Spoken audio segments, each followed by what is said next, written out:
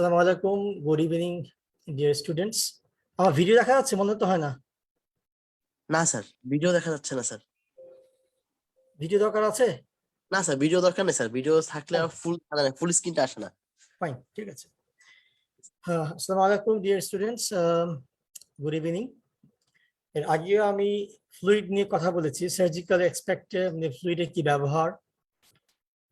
আমি আসলে বইয়ের পড়াগুলো বলবো না, বইয়ের মধ্যে আমরা সবাই জানি যে কি কি ধরনের ফ্লুইড আছে, আইসোটনিক আর নর্মোটনিক বা হাইপোটনিক, ওগুলো সবাই জানি আমরা। হাইপারটনিক, আমাদের একটু কিছু প্র্যাকটিক্যাল এক্সপেক্ট, কিছু প্র্যাকটিক্যাল বা বলা অ্যাপ্লাইড ওরিয়েন্টেড কিছু কথা আমি বলবো, যেটা আমার এক্সপিরিয়েন্স থেকে বা যেগুলো আমার ওয়ার্কিং এনভায়রনমেন্ট থেকে আমি শিখেছি।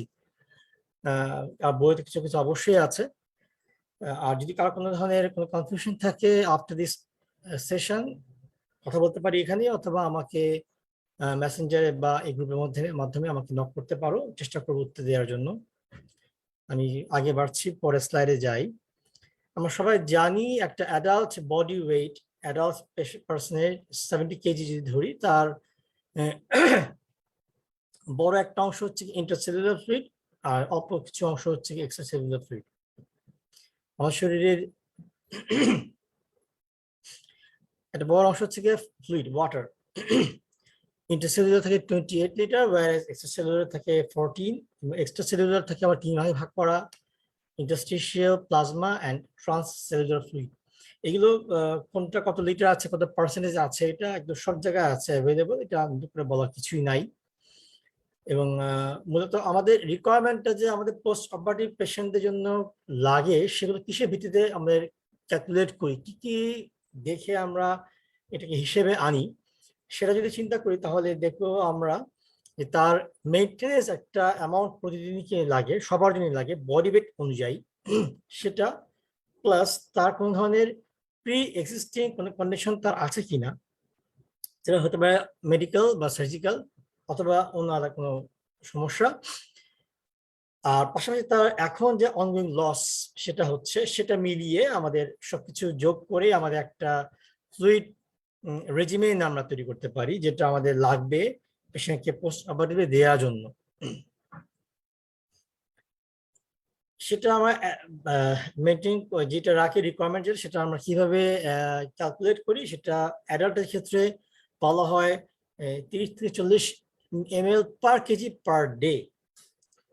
আর এক্ষেত্রে সোডিয়ামটা 2 to 3, পটাশিয়াম 1 to 2, আর glucose 100 to 150 gram dextrose per day.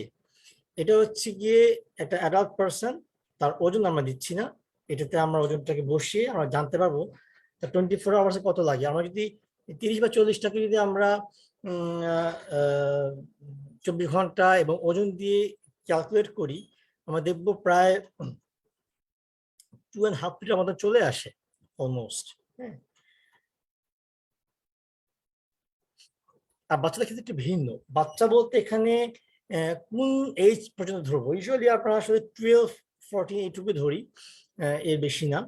12 থেকে আমরা যদি ধরতে চাই তাহলে বলবো যে আমরা ফার্স্ট 10 কেজির জন্য 100, পরে 10 কেজির জন্য 50, আর next for each kg 20 ml per kg per day.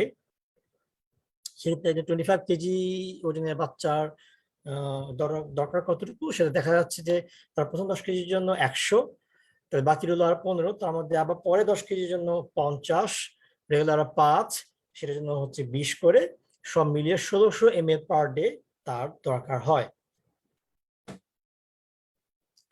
আর এইটা কিছু টেকনিক্যাল অ্যাসপেক্ট বা অ্যাপ্লাইড আমাদের জানা দরকার, যে 1 drop equal to 4 মাইক্রোড্রপ, 1 ml is 20 drops, কে 15 বলে। 1 ml is then we can calculate 60 মাইক্রোড্রপ হয়ে যায়। এটা আসলে 15 ড্রপ হিসেবে ধরার কথা। তো সেই হিসেবে যদি 1 ml 15 ড্রপ ধরি, তাহলে আমাদের 1 ml এ 60 মাইক্রোড্রপ আমাদের কাউন্ট হয়। আর এখানে যদি আমরা কাউকে বলি যে একটা পেশেন্টের সার্জারি হলো, এখন আমি দুনিয়াকে বললাম যে তুমি তার ফ্লুইড অর্ডারটা লিখে দাও, তার আগামী 24 আওয়ার্স কতটুকু লাগবে, তার ওজন এত বা এই অবস্থা। তো আমাদের কমন একটা কথা বলি, অনেকে শুনে থাকবে হয়তো বা, যে আমরা যদি 1 লিটার ফ্লুইড অর্থাৎ 1000 ml কে 10 ড্রপস পার মিনিটে আমরা ট্রান্সফিউজ করি, তাহলে তার এই পুরো ফ্লুইডটা তার শরীরে যেতে লাগবে 24 আওয়ার্স। তাই না? এটা একটা মনে রাখার জন্য একটা সহজ পদ্ধতি। আর কাউকে যদি বলি যে তোমাকে আমি দিচ্ছি 2.5 লিটার ফ্লুইড বা 2500 ml of solution fluid infusion, sorry, and that will transfused through your body in a day, তাহলে যদি আমি তাকে 25 ড্রপ করে দেই পার মিনিট, তাহলে এই পুরো ফ্লুইডটা যেতে লাগবে সময় 1 দিন বা 24 ঘন্টা। How can we know this? এটা গদ বাঁধা কথা না, এটা একটা ক্যালকুলেটিভ ফর্মে পাওয়া যায় আসলে। এটা আমার দেখাবার জন্য এটা লিখেছি যে ধরে নেই আমি একজনকে 1 লিটার ফ্লুইড দিব একদিনে বা 24 ঘন্টায়, তাহলে আমি কত ড্রপ করে দিব? 1000 ml into 20 drop, 1 ml into 20টা ধরি, তাহলে এটা আসবে আমাদের 20,000 ড্রপ, এবং 20,000 ড্রপ দিব আমি 24 ঘন্টায়, তাহলে ঘন্টায় 1 ঘন্টা যাবে 833 ড্রপ। 833 ড্রপকে যদি আমি 1 ঘন্টা থেকে মিনিটে নিয়ে আসি, 60 দিয়ে ভাগ করি, it will come to 13.88 drops. তো এটাকে আমরা রাফলি ধরে নিচ্ছি 10 drops per minute. So it means that 1000 ml solution can be transfused at 10 drops per minute in 24 hours. So if I need to transfuse 2500 ml in 1 day or 24 hours, then I will need to transfuse at 25 drops per minute. এটা আসলে মনে রাখার জন্য বলা, এটা খুব ছোট কিছুই না। এটা যারা কাজ করছো সার্জিক্যাল ফিল্ডে, ট্রেনিং আছো বা ডিউটি ডক্টর যারা কাজ করছো, ইন্টার্ন যারা আছো, এটা পড়তে পড়তেই আসলে হয়ে যাবে, মুখস্থ করার মতো কোনো কিছুই এটা না। আর এটা আমরা সবাই জানি, এটা নিয়ে আসলে খুব বেশি কথা বলতে চাচ্ছি না যে কি কি লাগে। পোস্ট অপারেটিভ ফ্লুইড আমাদের কি কি লাগে বলতো? আমাদের ডিএনএস, এটা কি করে ফেলে, ডেক্সট্রোস্যালাইনটা আবার সোডিয়ামকে সেল থেকে বের করে নিয়ে আসে, এক্সচেঞ্জ হয়, তো পেশেন্ট হয়ে যায় হাইপোনাট্রিক। আর alternate bags of saline and dextrose, ওটা মূলত পটাশিয়ামকে ব্যালেন্সের মধ্যে রাখে। আর ফ্লুইড যেটা আমরা দেই, ইউজুয়ালি কলয়েড যদি বলি, লাইক ব্লাড, অ্যালবুমিন, জেলাটিন, যেগুলো হেভিয়ার ওয়েট, ওগুলো কিন্তু ভেসেল থেকে বের হয়ে যায় না, অর্থাৎ রক্তনালীর ভিতরেই থাকে। আর যদি স্যালাইন দেই আমরা, এটাও থাকে সেলের বাইরে। যদি ডেক্সট্রোজ দেই, এটা সমস্ত কম্পার্টমেন্টে চলে যায়। সো এটা একটা, অর্থাৎ যদি এটা বোঝানোর অর্থ হচ্ছে এটাই, আমাদের পেশেন্ট হাইপোভলিমিয়া আছে, তাকে যদি আমি ডেক্সট্রোজ দেই, লাভ হবে না। তাকে যদি আমি শুধু স্যালাইন দেই, এটা লাভ হবে না। তাকে দিয়ে হচ্ছে কলয়েড, অর্থাৎ ব্লাড ফর ব্লাড। আমরা আগে বলি যে ব্লিডিং হচ্ছে, তাকে আমরা কিন্তু ব্লাড দিতে বলি। সো ওইটাই বলার জন্য এটা বোঝানো। পেশেন্টের আজকে সার্জারি হলো, এটাতে 0 ডে, তাই আমরা কি দিব? ফার্স্ট পিরিয়ড বা 0 পিরিয়ডে কি দিব? এখানে আমাদের একটা টপিকস আছে, একটা বই যেটা আমাদের আরসিএস ম্যানুয়াল বই, আমাকে পড়েছো অথবা পড়ছো, ওখানে কিন্তু ট্রমা টু বডি, যে সার্জিক্যাল যে ট্রমাতে হয় ওটার রেসপন্স কি হয় বডিতে, ওটা একটা চ্যাপ্টার দেওয়া আছে ওখানে। যদি তোমরা পড়ো, দ্যাট হেল্প ইউ আ লট। তো সেটা হচ্ছে কি যে আমাদের যখনই বডিতে ট্রমা বা সার্জারি করা হয়, তখন অ্যান্টিডায়াট হরমোনটা বেড়ে যায়, অ্যালোস্টেরন রেজাল্টটা বেড়ে যায়, তাতে কি হয়, মেটাবলিক রেসপন্সটাও বেড়ে যায়। সো পেশেন্টের কিন্তু মূলত সেল ভেঙে যাওয়ার কারণে বা হরমোনাল চার্জ বা যেটা সার্জ হয়, ওটার জন্য কিন্তু তার সল্ট দরকার পড়ে না। ওটাকে শরীর থেকে সে লবণটা বেরিয়ে আসে, সেল থেকে বেরিয়ে আসে, আর পানিটা বেরিয়ে আসে। ইনিশিয়ালি আমাদের প্রথম দিনে অত ফ্লুইড না দিলেও চলে, অ্যাভারেজ আমরা 2.5 লিটার দিতে পারি, দ্যাট উইল বি এনাফ। এটা 5% দিয়ে দিতে পারলেই চলবে। আর হার্ট সল বা নর্মাল স্যালাইন এগুলো খুব একটা না দিলেও চলে। কিন্তু আমাদের দেশের প্রেক্ষাপট একটু ভিন্ন, আমরা হট হিউমিড আমাদের এনভায়রনমেন্ট, সো আমাদের একটু ফ্লুইড বাড়িয়ে দিতে চেষ্টা করি, কখনো কখনো নর্মাল স্যালাইনটা দেই, কারণ আমাদের, আমি আগে বলেছি, আমাদের দেশের হিউমিডিটির কারণে। আর সমস্ত পোস্ট অপারেটিভে দেশের বাইরের মতো করে এসি বা কুলিং সিস্টেম নাই যে পেশেন্ট খুব কাম এন্ড কোয়াইট শুয়ে থাকবে, তার কোনো কষ্ট হবে না। তো সবকিছু প্রেক্ষাপট ভেবে আমাদের দেশে একটু ভিন্ন রেজিমেন্ট আমরা ইউজ করতে যাচ্ছি। তারপর দিন যেহেতু রেসপন্সটা কমে আসা শুরু করে, metabolic response to injury diminish হয়ে যায়, তার হরমোনাল যে একটা কাজ ছিল সেটা কমে আসছে, তখন পেশেন্টটা কিন্তু এখন ইলেক্ট্রোলাইটস দরকার পড়ছে, ফ্লুইড দরকার পড়ছে, তখন আমরা দিব নরমাল স্যালাইন। সো এখানে নরমাল স্যালাইনের সাথে ডিএ মিলিয়ে আমরা আড়াই লিটার ফ্লুইড তৈরি করে দিচ্ছি। এরপর থার্ড পিওডি বা আর এর পরবর্তীতে, এরপরে আমরা খুব একটা আর ওই বডির সেই রেসপন্সটুকু থাকে না, তার হরমোনাল চেঞ্জ হয়ে আসে, তখন আমরা তাকে দিতে গেলে একটা গ্লুকোজ কন্টিনিউ সলিউশন, একটা কন্টিনিউ সলিউশন সব মিলিয়ে দিতে হয়, অর্থাৎ ডিএনএস বলি বা নরমাল স্যালাইন ডিএনএস সব কিছু মিলিয়ে আমরা আয়োডিনের ফ্লুইডের একটা রেজিমেন্ট তৈরি করি। এবং পাশাপাশি আমরা কিছু ইনভেস্টিগেশন পাঠাই, একটু পরে বলবো, টু ফাইন্ড আউট যে তার এখন তার শরীরের মধ্যে ব্লাডের কি অবস্থা বা তার সোডিয়াম পটাশিয়ামের কি অবস্থা।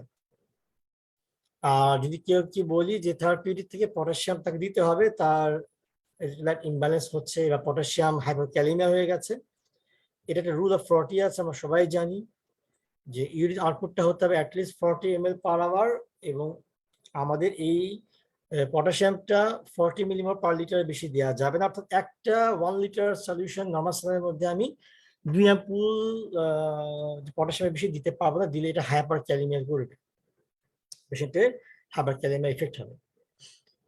আর not faster than 40 millimole per litre, অর্থাৎ এটা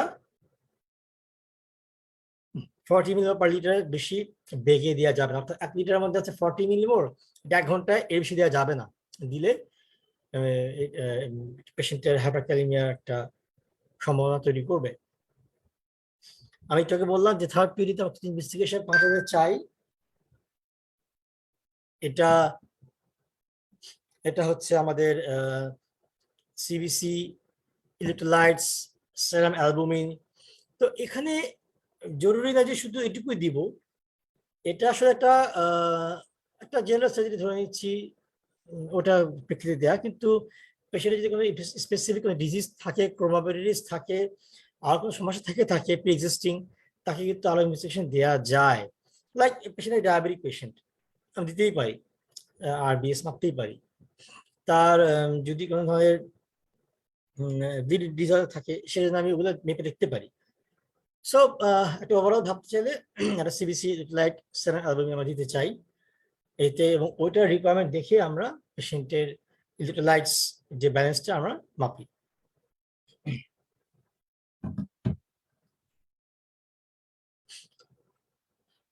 এছাড়া আমি আগে বলেছি যে তার পেশেন্টের প্রি এক্সিস্টিং যে কন্ডিশনটা আছে কারেকশন করতে হবে, তার আগে যে ডিহাইড্রেশনটা আছে সেটা কারেকশন করে দিতে হবে। সো পেশেন্ট যদি হাইপোভলিমিক স্টেটে আসে বা ইমব্যালেন্সে আসে, তো আমার তার এগুলো যাচাই করে নিয়ে তার রিকোয়ারমেন্টটা পূরণ করতে হবে, এবং এটা করতে হবে বিফোর সার্জারি।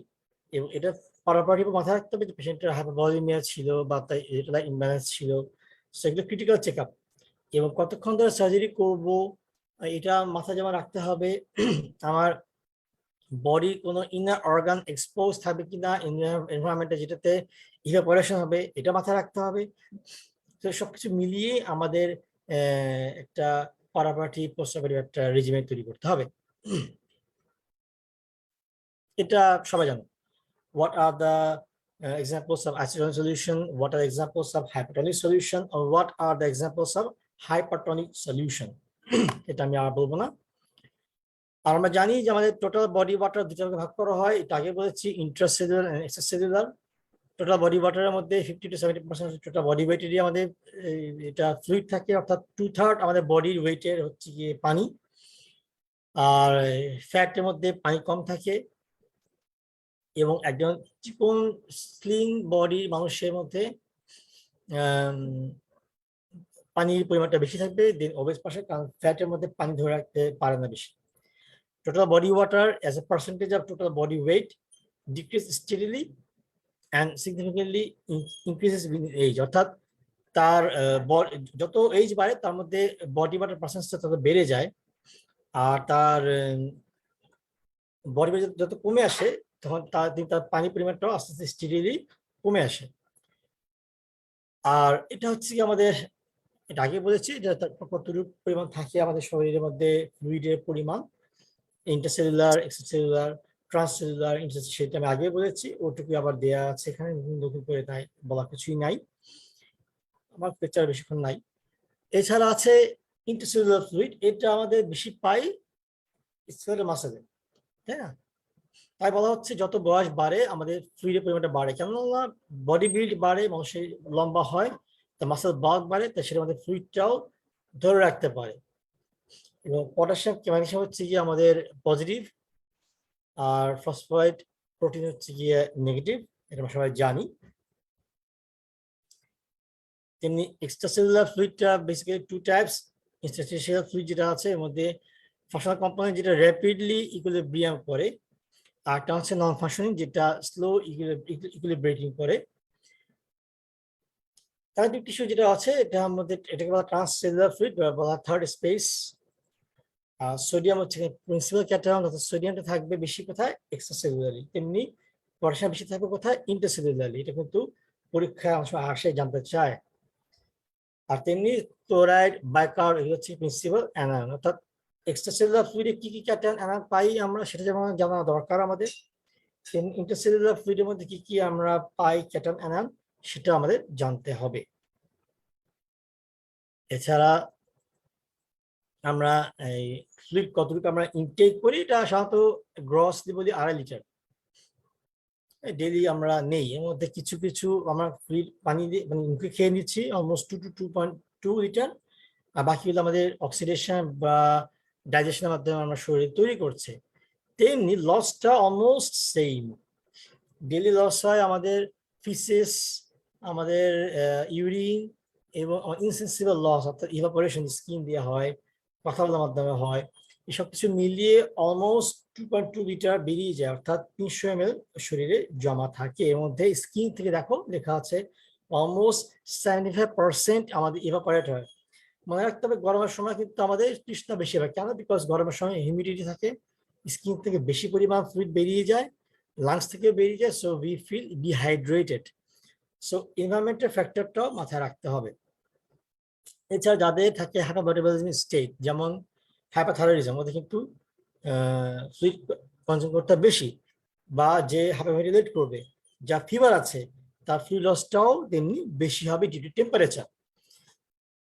হ্যাঁ, একটা লেখা আছে যে ISM per day per degree of fever, অর্থাৎ একজন পেশেন্টের যদি জ্বর থাকে, যত পরিমাণ জ্বর বৃদ্ধি পায় তত degree ISM per day evaporate হয়ে যায়। আর আনহিউমিডিফাইড ট্র্যাকিওস্টোমি এটা একটু ডিফারেন্ট কথা, উইথ হাইপারভেন্টিলেশন, পেশেন্টকে ভেন্টিলেশন, একটা পেশেন্টের ট্র্যাকিওস্টোমি করা আছে উইথ পেশেন্টের যদি হাইপারভেন্টিলেশন হয়, সো এই ক্ষেত্রে পেশেন্টের ইনসেন্সিবল লসটাও বেড়ে যায় 1.5 লিটার, যেটা আমাদের আগে ছিল মাত্র 600। অর্থাৎ এগুলো হচ্ছে স্পেশাল কন্ডিশন বা স্পেশাল সিচুয়েশন যেখানে তার ফ্লুইড লসটা বেশি হচ্ছে। তেমনি পেশেন্টের সার্জিক্যাল পিরিয়ডে আমি গাট সার্জারি করেছি, অ্যাবডোমেন সার্জারি করেছি, আমার অনেকগুলো অর্গান এক্সপোজড আছে, তখন কিন্তু ইভাপোরেশন বেশি হচ্ছে সেই গাট থেকে, সেই এক্সপোজড অর্গান থেকে। এটা মাথায় রাখতে হবে। অনেক সময় দেখবে অনেক সার্জন কিন্তু সময় এগুলো গাটগুলোকে বা অর্গানগুলোকে একটা নর্মাল স্যালাইন স্ট্রোক একটা মপ দিয়ে কভার করে রাখে, যেন ওখান থেকে ফ্লুইড ইভাপোরেট না হয়। তিনি আমরা যখন ক্যারিক সার্জারি করি, চেস্ট ওপেন থাকে, হার্ট এক্সপোজ থাকে, আমার লাং এক্সপোজ থাকে, তখন কিন্তু এখান থেকে ইভাপোরেট হয় fluid. Volume change, if isotonic salt solution is added to or lost from the body fluid, only the fluid volume of ECF is changed. অর্থাৎ শুধু আর্সেনিক সল্ট যদি বেরিয়ে যায় তা কিন্তু শুধুমাত্র এক্সট্রাসেলুলার ফ্লুইডটাই কমে যায়, কিন্তু তা ইন্টারসেলুলার ফ্লুইডটা রিটেইন করে। যদি ওয়াটার অ্যাড করা হয় বা বেরিয়ে যায় এক্সট্রাসেলুলার ফ্লুইড থেকে, তখন কিন্তু আমাদের তার কিন্তু কনসেন্ট্রেশনটা চেঞ্জ হয়ে যায়, এটা জানি। Water will pass into the intercellular space until osmolarity is again equal. এটা আসলে বায়োকেমিক্যাল যারা পড়ছো, বায়োকেমিস্ট্রি যারা পড়ছো, এটা নিশ্চয়ই তারা জানো, এটা অসমোলারিটির ব্যাপার। অর্থাৎ আমাদের দুটো কম্পার্টমেন্ট আছে শরীরের মধ্যে, এক্সট্রাসেলুলার, ইন্টারসেলুলার, যেখানে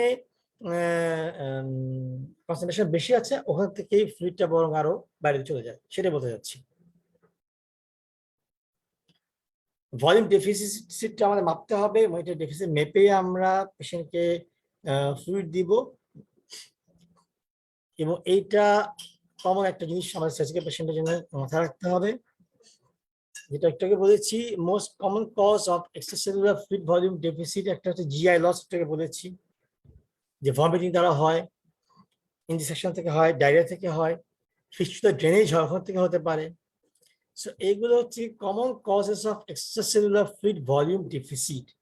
একটা হচ্ছে ভমিটিং, একটা হচ্ছে আমাদের তেমনি ডায়রিয়া থেকে হতে পারে, ডিসেন্ট থেকে হতে পারে, ফিস্টুলা আছে ওপেন বা এটা লার্জ ফিস্টুলা আছে সেক্ষেত্রে হতে পারে, তেমনি ইনজেকশন দিচ্ছি ওখান থেকে হতে পারে।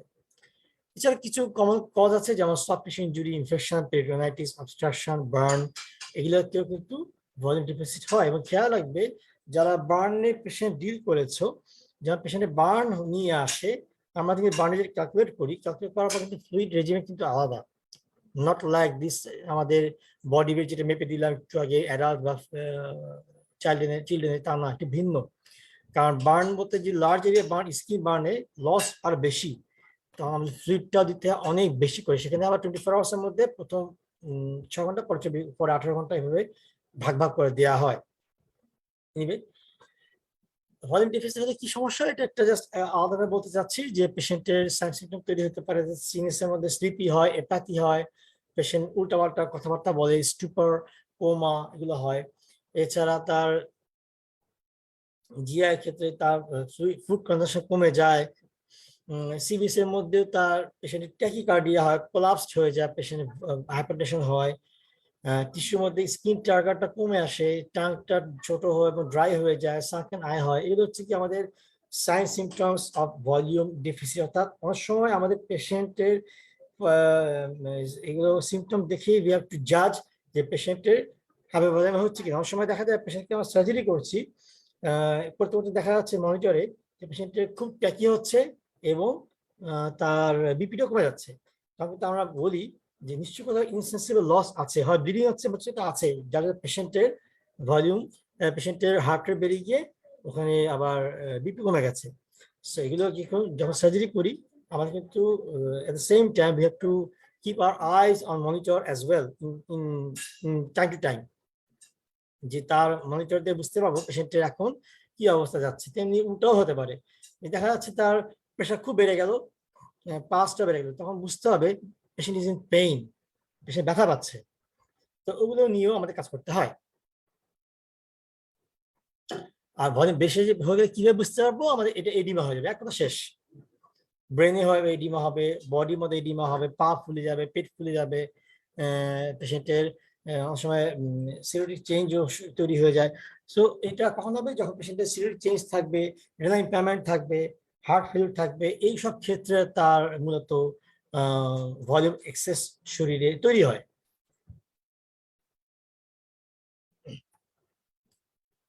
হ্যাঁ, এটা একটা কথা বলে নিই, একটু আগে যেটা বললাম যে ফ্লুইড আমরা জিমে করি, এটা মেপে নিতে হবে যে তার শরীরে কত ফ্লুইড দরকার।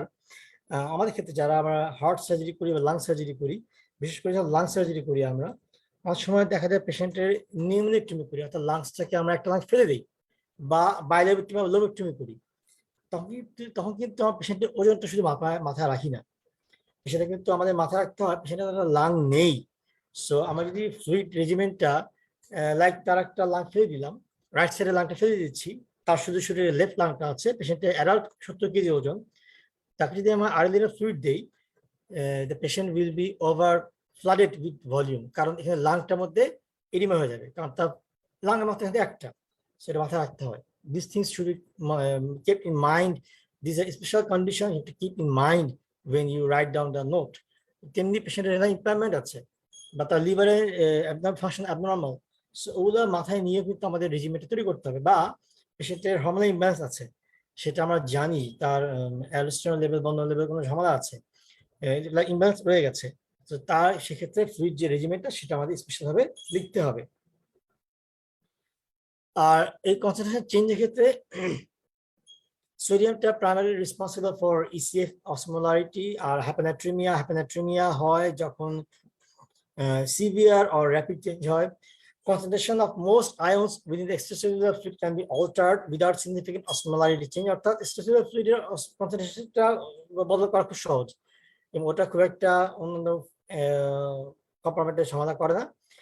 আর পটাশিয়ামের ক্ষেত্রে একটা মনে রাখতে হবে যে পটাশিয়াম যেন আমাদের শরীরে যা দরকার তার বেশি বেড়ে যায়, হাইপারক্যালেমিয়া হয়ে গেলে সেটা কার্ডিয়াক অ্যারেস্ট হতে পারে, এবং উল্টাও আছে, হাইপারক্যালেমিয়া হলেও সেটা হয়। সো এই পটাশিয়ামের ক্ষেত্রে আমাদের কিছু জিনিস মাথায় রাখতে হবে। when we transfuse potassium ওই আগে রুল অফ 40 এটা মাথায় রাখবো। তেমনি আমরা পেশেন্টের ইলেক্ট্রোলাইট যে রিপোর্টটা পাবো পোস্ট অপারেটিভলি, ওটা দেখে আমাদের আপ টু দ্য মার্ক আমাদের পটাশিয়াম ব্যালেন্স করে নিতে হবে। আর প্রি অপারেটিভ ফ্লুইড আমরা কিসের ভিত্তিতে দিব? প্রি অপারেটিভ ফ্লুইডটা আমরা দিব কারেকশন অফ ভলিউম চেঞ্জ। তার যদি প্রি অপারেটিভ কোনো ধরনের হাইপোভলিউমিক কোনো কিছু থাকে সেটা মাথায় রেখে আমাদের সেটা কারেকশন করতে হবে। এছাড়া আমাদের হাইপোনেট্রিমিয়া, হাইপারনেট্রিমিয়া এগুলো আছে কিনা সেটা দেখে নিতে হবে। হাইপোক্যালেমিয়া আছে কিনা সেটা দেখে নিতে হবে। So this should be done preoperatively ওয়ার্ক আপের মধ্যে, ঠিক আছে? আর পোস্ট অপারেটিভ ফ্লুইড আমাদের মূলত কি কি থেকে লস হতে পারে? একটা হচ্ছে কি আমাদের একটা তো রিপ্লেস করি লসকেই মেনটেন করতে হয়। সো যখন পেশেন্টের ওপেন অ্যাবডোমেন থাকে তখন এটা মনে রাখতে হবে যে ওপেন অ্যাবডোমেনের মধ্যে 8 ml per kg per hour evaporate হয়। তেমনি injection, urine output, blood loss এগুলো কিন্তু আমাদের লস হয়। সো এগুলো জিনিসের যে নেগেটিভ ব্যালেন্স ওগুলোকে আমরা কারেকশন করে নিয়ে পজিটিভে নিয়ে আসতে হবে। Unwise to administer potassium during the first 24 hours, আমি আগেও বলেছি প্রথম 24 ঘন্টার মধ্যে ইলেক্ট্রোলাইটস লাগে না, কারণ সেই আবার আগের কথাই body response to trauma or surgery initial 24 আওয়ার্সে যেহেতু তার হরমোন লেভেলটা বেশি থাকে তাই তার শরীরের মধ্যে সেল থেকে সমস্ত পটাশিয়াম বেরিয়ে আসে, তাই তার পটাশিয়াম না দিলেও চলে। আর dextrosaline will produce hyponatremia in post-operative patient.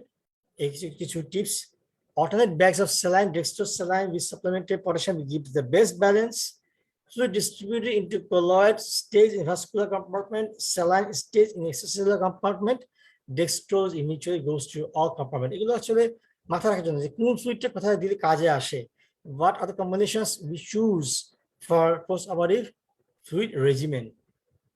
যেমন আগে বলছি ওয়াটার রিকোয়ার কতটুকু থাকে এটা বলার কিছুই নাই, এটা আবার তোমরা দেখে নিবা। অলমোস্ট শেষ। সোডিয়ামের আমাদের দরকার প্রতিদিন 2 to 3 millimole per kg per day, potassium 1 to 2 millimole per kg per day, গ্লুকোজটা আমি আগে বলছি 100 to 150 dextrose gram per day. আর মেনটেন করতে গেলে আমাদের লাগে 2.5 লিটার ফ্লুইড, এবং এখানে সোডিয়াম আমরা হাফ, পটাশিয়াম NS 1/4 এটা আমরা ইউজ করি, অর্থাৎ পটাশিয়াম ক্লোরাইডকে আমরা 40 to 60 মিলি ইকুইভ্যালেন্ট যেটা লাগে আমাদের।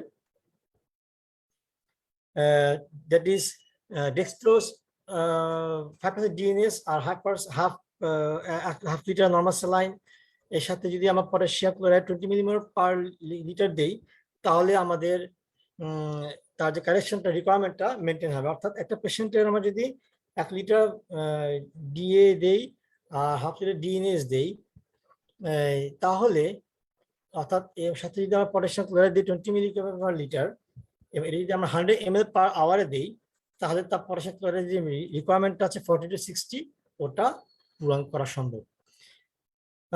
প্রায় শেষ আজকের মতো এখানেই। যদি কারো কোনো প্রশ্ন থাকতে পারে আমাকে জানাও, আমি এটা চেষ্টা করবো উত্তর দেওয়ার জন্য। Thank you.